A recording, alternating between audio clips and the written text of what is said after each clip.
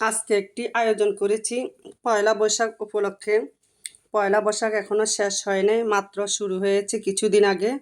সবাই পয়লা বৈশাখ বিভিন্ন রকমের পালন করেছে। আজকে আমি আপনাদের সাথে শেয়ার করব পয়লা বৈশাখে কি রান্না করব। সবাই আমাকে বলতেছে যে ভাবি, আমার শাশুড়ি, আমার ননদ, আমার জালেরা, আমার ভাগ্নি বলতেছে যে মামানি কাঁঠাল দিয়ে বিভিন্ন তরকারির আইটেম দিয়ে এগুলা রান্না করেন অনেক মজা করে। তা আমি প্রতি বছরে এগুলা পাকাই। দেখেন আজকে কি কি তরকারি এনেছি।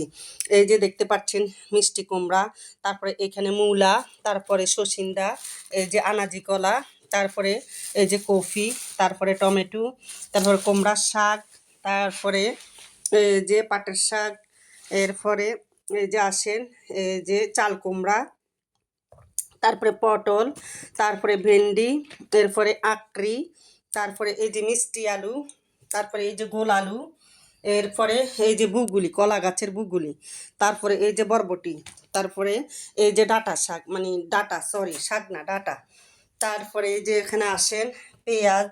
এগুলা সবগুলা দিব না, যতগুলা প্রয়োজন ততগুলোই দিব। তা আরও আছে ওদিকে, চলেন। এই যে এগুলা সিম, অনেক দিন আগে সিমগুলা হয়েছিল, আমি গাছের থেকে পাড়ি একটু হালকা সিদ্ধ করে ডিপে রেখে দিয়েছিলাম যে আমি কাঁঠাল রান্না করব সেই জন্যে। তাই দেখছেন কি সুন্দর করে বক্স ভরে রেখে দিয়েছি। এখন এগুলো নামিয়ে রাখছি বরফটা গলার জন্য। ভালো হয়েছে না? বুদ্ধি থাকলে সব কিছুই করা যায়। আর এখানে হচ্ছে সিমের বিচি আর ডাল, তারপরে একটু মাসকলের ডালও দিব, এগুলোর সাথে শুটকি দিব, মাছ দিব, সেগুলো দেখাচ্ছি। এই যে মাসকলের ডালও দিব, একটু হয়ে আসলে খুব ভালো লাগবে, অনেক চেন্ট হবে। আর কিভাবে পাকাবো এটা ওই অন্য মানে আরেকটা ভিডিও করব, যেহেতু এটা লং টাইম হয়ে যাবে সেই জন্য আরেকটা ভিডিও করব। ও রান্নাটা ওই ভিডিওতে দেখাবো। আর এগুলা তরকারির আইটেম দেখাচ্ছি। মোট আমি 18টা তরকারির আইটেম করেছি। এই যে এখানে কয়েকদিন আগে কিছু গাজর রেখেছিলাম ডিপে, মানে আস্তা আস্তা গাজরগুলো রেখেছি, এখন নামিয়েছি। দেখেন এই যে বরফে ধরেছে, এগুলো ধুয়ে এখন 3 পিস করে নিব একটাকে। আর এখানে পুকুরের অনেকগুলো মাছ পেয়েছি, ওই দিন রাখছি কাঁঠাল রান্না করব সেই জন্যে। এগুলা তেলাপিয়া মাছ, এগুলা শোল মাছ, আর এগুলা মুরগির মাংস।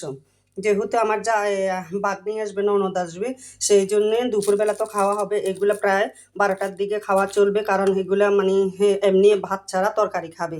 তো এখন কাঁঠালটা যেহেতু দেখাইতে পারছি না, এটা এখনও গাছে, একটু পরে মানে কাটবো, সেই জন্য আর কাঁঠালটা দেখাই নেই। কাঁঠালটা মানে যখন আমি রান্না বসাবো তখনই দেখাবো। সো আমার ভিডিওটা যদি আপনাদের ভালো লাগে অবশ্যই একটা লাইক কমেন্ট শেয়ার করে দিবেন এবং পাশে থাকবেন, সাপোর্ট করবেন। সবার সুস্বাস্থ্য কামনা করে এখানে বিদায় নিলাম। আল্লাহ হাফেজ, সব ভালো থাকবেন।